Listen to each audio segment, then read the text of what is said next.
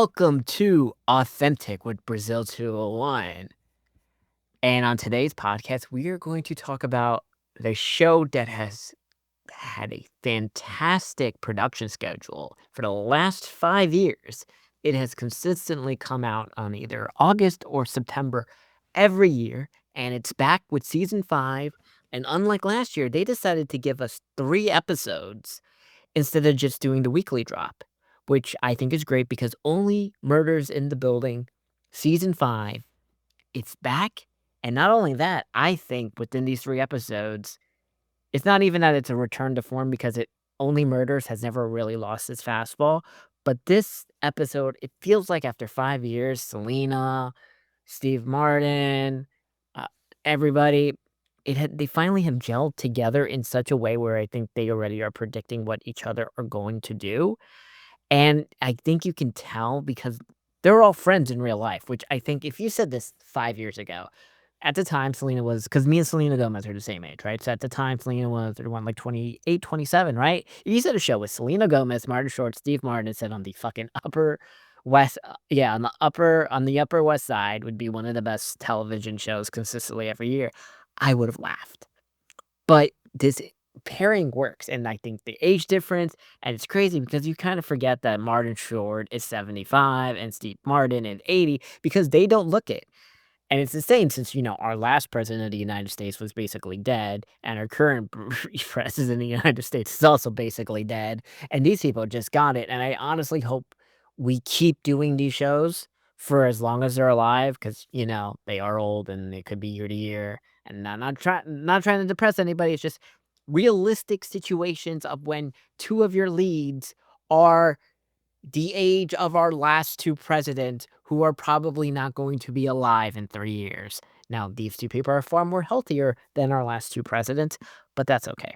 So we're gonna go full spoilers into a season 5 of Only Murders in the Building. For those of you who don't remember what happened, Lester, the doorman, was found dead in the fountain. So, the season opens up with the aftermath of Lester's death, and there's kind of like a quasi time jump from the finale. We're about 2 or 3 days at least after the finale. And for whatever reason, the NYPD has ruled it an accident, but the trio remains suspicious because this is the most murderous building in Manhattan.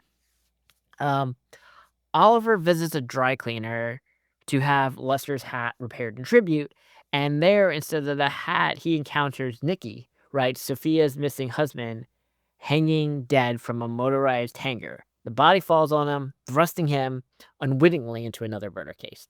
We also discover the Velvet Room. Charles and Mabel follow a map embedded in a playing card that leads them to a hidden door in the basement using a magnetic card to unlock it. They descend into the Velvet Room, a secret speakeasy gambling den with a working roulette table and envelope of cash between Lester and that was exchanged between Lester and Nikki just before their death. Episode 2 is something that Only Murders has consistently done every year is we have a flashback episode on our murder victim. So the heart of episode 2 is a retrospective on Lester's life. From his early days training under his predecessor at the Arconia to become a beloved fixture protecting residents. It really humanizes him deeply and underscores what the building has lost. In the flashbacks, you see Lester carrying a makeshift crank that was used to power up the old elevators, and he used it to defend residents. And on the day of his death, he was struck, probably by said crank, as the narrative strongly suggests by foul play. His weapons lie bloodied nearby, and a gloved hand ominously picks it up. Beyond clues, this episode is like a tribute to spotlight the emotional ties that Lester has built within the community through quiet care and steadfast presence. And now, our third episode, Rigor. The trio has sneaks into the Velvet Room and they hear Oliver calling for help from inside the air vent. And when they move in, they discover a dead body in the room. Oliver unwittingly becomes tangled literally with the corpse, carrying it out in a laundry hamper and delivering it to Charles' apartment where they attempt to clean it. Um, Also, we meet our 3 new characters at the end of the episode. Camilla White, who's played by Renee Zellweger, a hotel heiress. Sebastian Steed, played by Christopher Waltz, a tech magnate. And Jay Flung, Logan Learman, Golden White Boy. He's a pharmaceutical hair. Also, Logan Lerman has a bandaged hand. He's clearly missing a finger, a clue that instantly catches the trio attention because, uh, what's it called? Oliver Putman found a finger in his shrimp. So, Only Murders is back. It's great. By the way, Selena Gomez looks gorgeous. Like, it is crazy. Like, I think, like, this Selena Gomez looks, like, hot, hot. Also, amazingly, she looks younger now at 33 than she looked in all the recent seasons. Also, everybody just looks younger. Why is everyone so fucking hot in this show? It's how do we say this? I really enjoy that they've added the set piece of this velvet room with the roulette table and everything, that apparently this has been a thing that's just been happening in New Yorkonia. All these secret passages that are in this that apparently don't appear in any blueprints. And they've consistently have gotten the blueprints of the Arconia every year, from the secret passageways that were used to travel between the rooms, to the West Tower and all its mess. Look, how do we say that?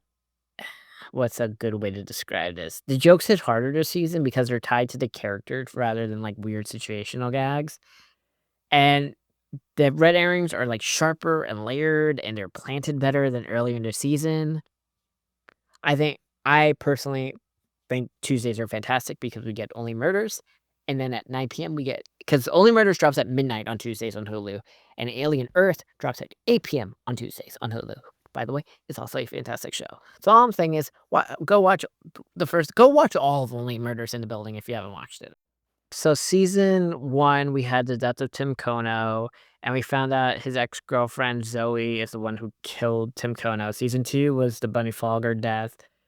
And we find out it was Tina Fey's executive producer that killed or was manipulated. I can't even remember. Who the fuck was Alice?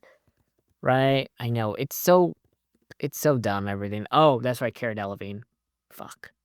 Ben Gilroy dies at the end of season 2, who's played by, what the fuck? You know, our boy. God, Paul Rudd. God, my memory's going bad, right? And he was poisoned by Donna D'Ameco with rat poison. 3 is Saz Pataki, who's killed by the Asian writer Rex.